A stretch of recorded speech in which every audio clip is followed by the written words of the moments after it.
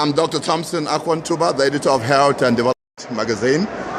And I am a physician, preacher, politician, and publisher. And I am with... You're with the Reverend Dr. Deas, who is the national spokesperson for the Brady campaign against gun violence and the former pastor of Mother Emanuel AME Church in Charleston, South Carolina. So why are you here as part of the Democratic National Convention?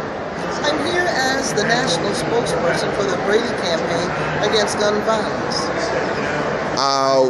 What is gun violence all about when almost everybody in the black community, Hispanic community, white community owns guns? So who is using gun against who? Well, everyone should have the right to bear arms, but those who bear arms should have the right frame of mind to do so.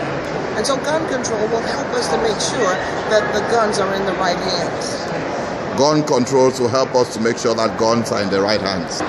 Hillary Clinton yesterday with the Democratic Party made history by being the first woman in the history of America to be nominated to the position of head of a major political party, that is the Democratic Party. What are your impressions about that? My impressions are that Hillary was actually nominated because she's bright, because she's intelligent, and because she can get the job done. It just so happens that she's a female. You were the pastor of Mother Emanuel. Immediately the pastor was killed by the gunman who got into the church during the Bible studies. And apparently within a very short while, you are no longer the pastor. What are the circumstances? Well, the circumstances to me are partially unknown. I know that the bishop said to me that he changed my appointment and sent me an hour and 15 minutes away in Georgetown, South Carolina, because of his godly judgment. So God told him to send me there, and then God told him to send me somewhere else. You were involved in the healing process in that church after the shooting of your members. How has that been effective in the restoration of your people and your congregants in the worship of God?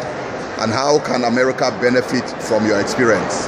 I believe that Mother Emanuel will serve as a model for many people because in the aftermath of it all, the people were healing, the families were healing, the city was healing.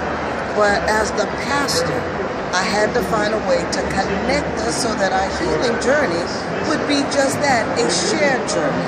And so I believe that in those 5.5 months while I served as pastor, I believe that God used me. And yet there's more that God has deposited in me that will help with the journey. There is a lot of problems which have to do with the citizens, the residents in communities and the police.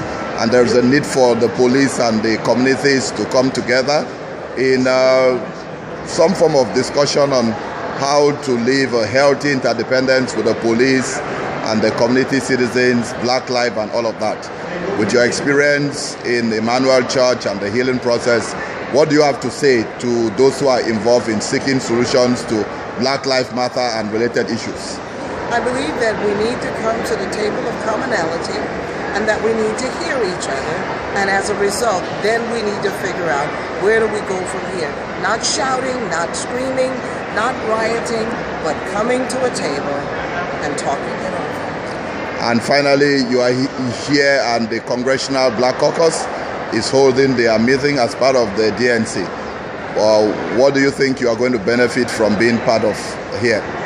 I think that which I will hear, that which I will experience, that it will help me to better understand how I can help the people in the Charleston, South Carolina area. Thank you very much.